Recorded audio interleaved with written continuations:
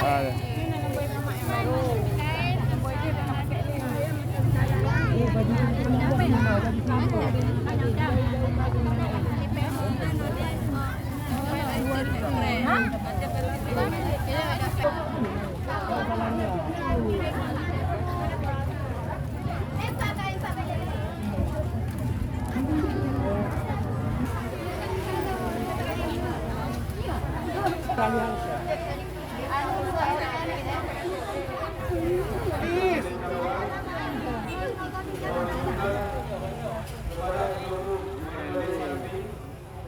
oleh-oleh santri yang kamu muliakan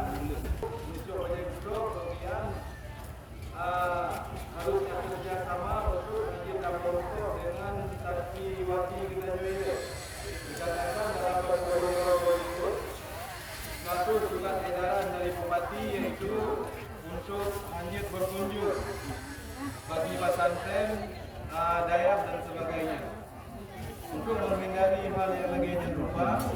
harus kerjasama